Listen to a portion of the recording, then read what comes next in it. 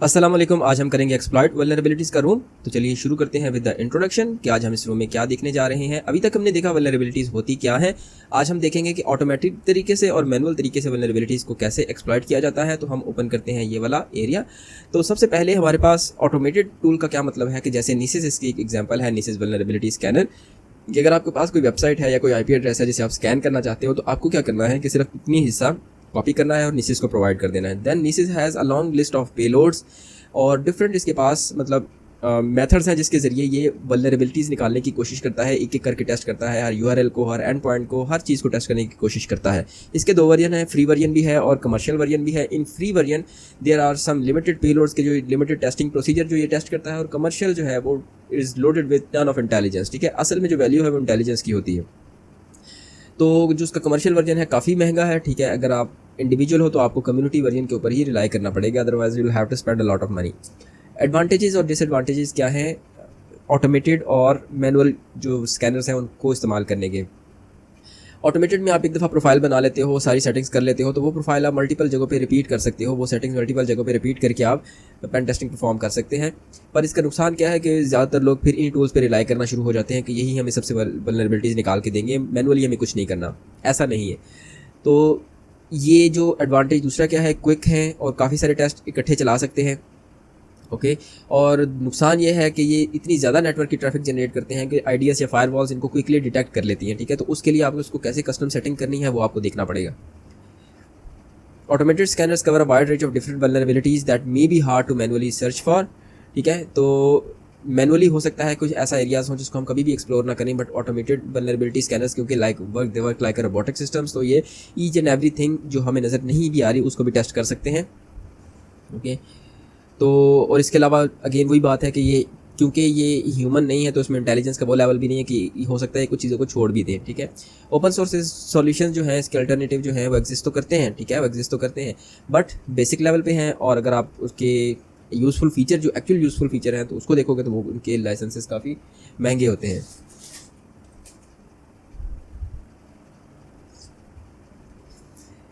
एक फ्रेमवर्क है जिसका नाम है मेटास्प्लॉइट, जिसके अंदर वल्नरेबिलिटी स्कैनर की फीचर्स भी हैं, एक्सप्लॉइटेशन के फीचर्स भी हैं। ठीक है, और ये मतलब एक ऐसा टूल है जो आपके पास काले लिनक्स भी जब आप इंस्टॉल करते हो तो उसके अंदर इंस्टॉल्ड आपको मिलता है। ठीक है, आप एक्सप्लॉइटेशन टूल्स में आए तो यहाँ पे आपको मेटास्प्लॉइट फ्रेमवर्क नज़र आएगा। तो ये एक वन ऑफ द टूल है कि जो एज अ पेन टेस्टर आपको मस्ट आना चाहिए।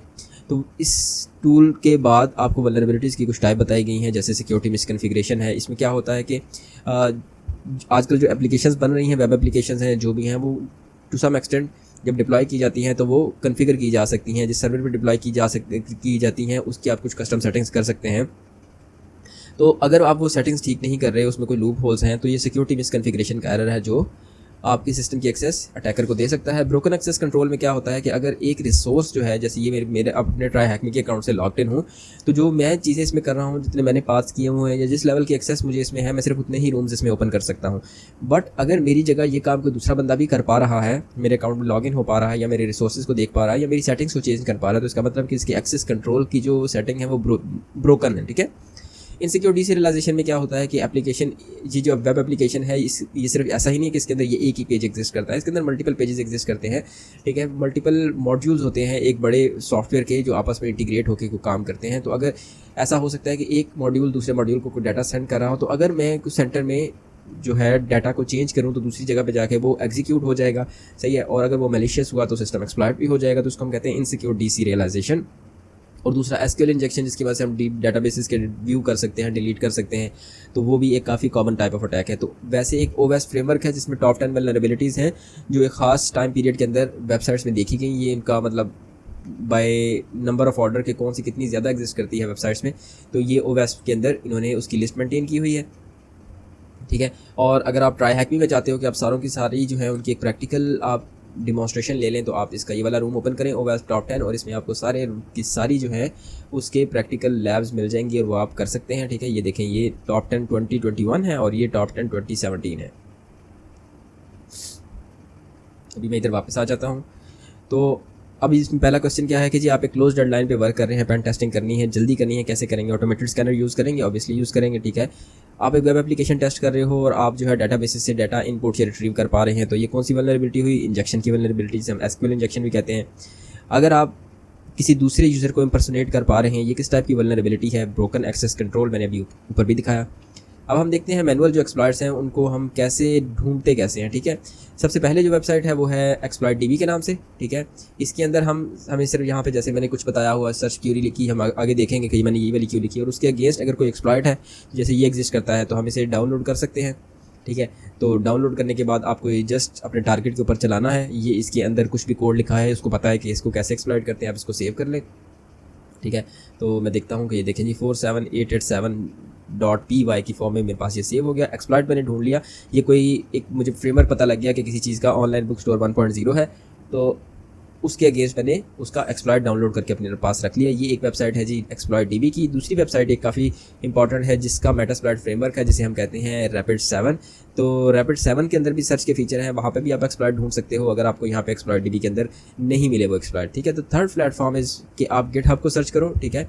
गिटहब एक वर्जन कंट्रोल सिस्टम है जिसके अंदर लोग अपने जो टीम में काम करते हैं मिलकर करते हैं, वर्जन मेंटेन करते हैं, वो उसको यहाँ पे सेव करते हैं। ये मतलब क्लाउड होस्टिंग है, ठीक है, इंटरनेट होस्टिंग है। इसके ऊपर आपके पास आपने जो चेंजिंग की है, जिस डेवलपर ने जो चीज़ को चेंज किया है वो सब आपको पता चल रहा होता है। और प्लस ये सिक्योरिटी रिसर्चर्स इसलिए इस्तेमाल करते हैं कि इसके ऊपर वो अपने जो प्रूफ ऑफ कॉन्सेप्ट के कोड हैं, उन्होंने एक वल्नरेबिलिटी को एक्सप्लॉइट किया, कैसे किया था, वो सारी डिटेल्स वो यहाँ पे अपलोड कर देते हैं, ठीक है। तो आपको अगर यहाँ से एक्सप्लॉइट नहीं मिल रहे रैपिड 7 से, जैसे ये मैंने अभी आपको दिखाया था कि ये रैपिड 7 है, ठीक है, अगर आपको यहाँ से एक्सप्लॉइट नहीं मिल रहे तो आप आ जाओ फिर गिटहब के ऊपर, शायद गिटहब पे एक्सप्लॉइट मिल जाए। तो अगर मैं यहाँ पे लिखता हूँ कि कोई CVE लिखता हूँ, ठीक है, तो इसमें अगर इन्वर्टेड कॉमर्स में कर दूँ तो ये करके मैं इसको सर्च कर सकता हूँ, ठीक है, कि गिटहब के ऊपर कोई CVE या POC इस तरह की कोई एक्सप्लॉइट पड़े, हमें CVE का एग्जैक्ट नंबर भी बता के उसको भी सर्च आउट कर सकता हूँ, ठीक है। तो ये 2-3 वेबसाइट्स हैं जहाँ की पे आप फाइंड आउट करोगे। अब रैपिड 7 में क्या है, क्या क्योंकि ये मेटास्प्लॉइट फ्रेमवर्क भी इन्हीं का है, तो अगर आपके पास इंस्टॉल जो मेटास्प्लॉइट फ्रेमवर्क है उसके अंदर कोई ऐसा मॉड्यूल है जो उस वल्नरेबिलिटी को एक्सप्लॉइट कर लेगा, तो ये आपको सिर्फ उसके स्टेप्स बता देते हैं कि आप ये वाले स्टेप्स यूज़ करें तो वो मॉड्यूल एक्सप्लॉइट हो जाएगा। ये हम सारी चीज़ें करके देखेंगे आने वाले अपने रूम्स के अंदर। इन केस के आपके पास इंटरनेट नहीं है, देखें जी ये कुछ CVEs हैं, इसने इस चीज़ की ये चीज़ें अपलोड करके रखी हुई हैं, ठीक है। तो यहाँ से भी आप CVEs के अगेंस्ट उसके प्रूफ ऑफ कॉन्सेप्ट्स को डाउनलोड कर सकते हैं। अब सर्च एक्सप्लॉइट एक ऐसा टूल है कि जो ऑफलाइन ये चीज़ें सर्च करके दे रहा होता है, ठीक है। ये उसी का एक्सप्लॉइट डीबी की कॉपी जो है ना, ये लोकल मेंटेन की होती है इसने। तो जो आप यहाँ पे सर्च कर रहे हो वो आपको यहाँ से भी मिल जाएगा, ठीक है। और इसको आप यूज़ कैसे करते हो, आप सर्च एक्सप्लॉइट और उसके बाद आपकी जो भी क्यूरी है वो आप यहाँ पे लिख देते हैं और उसके अगेंस्ट जो एक्सप्लॉइट्स हैं ये आपको यहाँ पे दिखा देता है। एज सिक्योरिटी रिसर्चर कौन सी वेबसाइट होगी जहाँ पे आप प्रूफ ऑफ कॉन्सेप्ट ढूंढेंगे, तो हमने देखा कि गिटहब के ऊपर हम ये काम करेंगे। आप एक पेन टेस्ट परफॉर्म कर रहे हो बट वहाँ पे इंटरनेट कनेक्शन नहीं है, तो क्या करोगे, सर्च एक्सप्लॉइट को यूज़ करेंगे, ठीक है। अब मैनुअल एक्सप्लॉइटेशन की एक एग्जांपल है कि मैनुअली एक्सप्लॉइट कैसे करते हैं। आपने एक्सप्लॉइट डाउनलोड कर लिया, जैसे मैंने ये भी कर लिया एक्सप्लॉइट डाउनलोड, ठीक है, ये वाला एक्सप्लॉइट डाउनलोड कर लिया। तो आप इस तरह नहीं होता कि आप इसको ना एज इट इज़ जो है ना इस्तेमाल करना शुरू कर दें, कुछ आपको चीज़ें चेंजिंग भी करनी पड़ती है। फॉर एग्जांपल कि ये एक्सप्लॉइट था, इन्होंने डाउनलोड किया, उसके अंदर ना ये 2 लाइन लिखी थी कि मेरी मशीन की IP जो है क्या है, मेरी मशीन की IP क्या है और पोर्ट नंबर क्या है। तो आपको डेफिनेटली ये वाली चीज़ें चेंज करनी पड़ेंगी क्योंकि आपकी मशीन की IP और एक्सप्लॉइट राइटर की मशीन की IP डिफरेंट होगी, तो आप इस मशीन की IP को अपने साथ चेंज कर दोगे, ठीक है। तो इस तरीके से बाद में ये भी एक स्टैंडर्ड वे है कि जो एक्सप्लॉइट राइटर है in most of the cases वो आपको हेल्प का ऑप्शन भी देता है कि आप हेल्प से निकाल लो कि इसके कौन कौन से कमांड लाइन फीचर हैं जो एग्जिस्ट करते हैं। अब इसको रन करने का क्या तरीका है, अगर पाइथन की फ़ाइल है तो हमने पाइथन की मदद से इसको रन किया, ठीक है। URL बताया कि इस वेबसाइट को हम हिट करना चाहते हैं, और अगर आप एक्सप्लॉइट कर लो तो ये वाली कमांड है जो हम रिमोट सिस्टम पे एग्जीक्यूट करना चाहते हैं, और इसको आप रिमोट कोड एग्जीक्यूशन की वल्नरेबिलिटी भी कहते हैं। और अगर आप ये कमांड नहीं चलानी तो आप यहाँ पे कोई भी कमांड चला सकते हैं, जैसे आपने कहा कैट flag.txt के इसके कंटेंट मुझे जो है ना टर्मिनल के अंदर नज़र आने चाहिए, तो ये आपको ये चीज़ नज़र आ गई। तो कौन सी वल्नरेबिलिटी थी ये रिमोट हमने एक कोड एग्जीक्यूट कराया, तो उसको हम कहते हैं रिमोट कोड एक्सप्लॉइटेशन। अब प्रैक्टिकल मैनुअल एक्सप्लॉइटेशन में क्या है कि एक मशीन उन्होंने हमें दी है कि ये इन्होंने कहा कि ये वल्नरेबल है, आप सबसे पहले ना इसका वर्जन एप्लीकेशन का जो है ना वो मालूम करके बताएं। तो आपने क्या किया, आप इसको कॉपी करो, ठीक है, आप इसको ब्राउज़र में ओपन करते हैं, हम ये हमें पेन टेस्ट के लिए ये चीज़ मिली है, ठीक है। तो इसे हम देखते हैं कि हमें ये क्या है। तो ये एक बुक स्टोर की वेबसाइट है। तो जब मैंने इसको स्क्रॉल डाउन किया तो मुझे ये नज़र आया कि अच्छा ये ऑनलाइन बुक स्टोर वर्जन 1.0 का फ्रेमवर्क है जिसके ऊपर ये बेस कर रही है ये वाली वेबसाइट। तो मैंने आके बता दिया कि ये चीज़ है। अब इन्होंने कहा कि आप अपनी स्किल जो अभी हमने आपको सिखाई हैं कि आपको कैसे इसकी वल्नरेबिलिटीज़ ढूंढनी है, कैसे काम करना है, तो आप उनकी मदद से जो है कोई ऑनलाइन एक्सप्लॉइट सर्च करो, ठीक है। तो अभी हमने देखा कि मैंने ना एक्सप्लॉइट डाटाबेस के अंदर यही क्यूरी डाली हुई थी पहले, क्योंकि मैं रूम कर चुका हूँ। तो यहाँ पे मुझे मिला ऑनलाइन बुक स्टोर के अगेंस्ट, बाकी सब के जो है ना वेरीफाइड के ऊपर क्रॉस लगा था, इसके वेरीफाइड पे ट्रू लगा था। इसे मैंने अभी डाउनलोड भी किया आपके सामने। अब इसको मैं इस वेबसाइट के अगेंस्ट चलाने की कोशिश करता हूँ और देखता हूँ कि मैं इसको एक्सप्लॉइट कर पा रहा हूँ या नहीं, ठीक है। तो आप इस कैटेगरी में आ जाओ, एक्सप्लॉइट का नाम है 47887.py। तो ये फाइल है जी, ठीक है। तो आप यहाँ पे टर्मिनल ओपन कर लेते हैं हम कि ओपन टर्मिनल हेयर, ठीक है। अब आपने क्या करना है कि सबसे पहले हम कर लेते हैं पाइथन, ठीक है, और 47887.py इसको इसी तरह एंटर करते हैं, ठीक है। उससे कहा कि कुछ आर्गुमेंट्स रिक्वायर है जैसे कि URL, और अगर आपको हेल्प चाहिए तो आप -h से हेल्प भी ले सकते हो। -h करते हैं जी, तो उसने कहा कि आपने एक URL बताना है, पोजिशनल आर्गुमेंट है, इसको ऑटो पता चल जाएगा, ठीक है। इसका मतलब सिर्फ it is only interested in the URL। तो ये IP है मशीन की, ठीक है। इसको हम HTTP लिख देते हैं ऐसे करके, ये हमने URL बता दिया। एंटर प्रेस करते हैं कि क्या होता है, ठीक है। Still there is an error कि आपने -h क्यों लिखा है, क्योंकि मैंने हेल्प वाले कमांड और पहले से चल रही थी, मैं इसको एंटर प्रेस करता हूँ, ठीक है। तो इसने एक वेब शेल अपलोड करने की वल्नरेबिलिटी की कोशिश की है। तो ये पूछ रहा है कि आप जो है ना, हमने एक्सप्लॉइट तो कर लिया है, तो क्या आपको भी शेल चाहिए। मैं कहता हूँ जी शेल चाहिए, ठीक है। तो मैं ls करता हूँ, वहाँ पे कौन सी फाइल्स पड़ी है, यहाँ पे ये flag.txt की एक फ़ाइल पड़ी है। अगर इसके कंटेंट मुझे नज़र आ जाएँ तो वो हम देखते हैं उस पर क्या लिखा हुआ है। तो ये है इसके कंटेंट THM बुक कीपिंग। तो आपने देखा कि हमने कैसे एक्सप्लॉइट को सर्च किया, उसको डाउनलोड किया और उसके बाद पाइथन से उसको हेल्प देखी, फिर उसके बाद पाइथन की वजह से उसको रन किया और रिमोट सिस्टम पे हमने ये कमांड्स को चला के वहाँ से हमने फ्लैग को एक्सट्रैक्ट किया। ये सारा कुछ हमने आज के रूम में किया है और ये हम यहाँ पे एंटर कर देंगे। सो हम इसको कॉपी कर लेते हैं, फ्लैग को, कहाँ गया फ्लैग, ये आप इसको कॉपी कर लें और हम इसे यहाँ पेस्ट कर देते हैं। इसको कंप्लीटेड कर दें और इसको सबमिट कर दें। तो जी ये रूम कंप्लीट हो चुका है। जो नेक्स्ट रूम है वो है वल्नरेबिलिटी कैपस्टोन का। तो अगले वीडियो में हम वल्नरेबिलिटी कैपस्टोन को भी देखते हैं ये क्या चीज़ है। तो तब तक के लिए अल्लाह हाफ़िज़। अगर आपको कोई चीज़ नहीं समझ आई, आप कुछ पूछना चाहते हो, आप कुछ भी कमेंट करना चाहते हो, कोई बात करना चाहते हो, तो कमेंट सेक्शन में आप मुझे बताओ, तो हम उसके ऊपर ज़रूर डिस्कस कर लेंगे।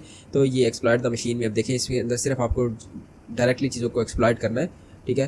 तो कोई लंबी चौड़ी कहानी इसके अंदर एग्जिस्ट नहीं करती। तो मिलते हैं जी अगले रूम के अंदर, तब तक के लिए अल्लाह हाफ़िज़, जज़ाकुमुल्लाहु खैर।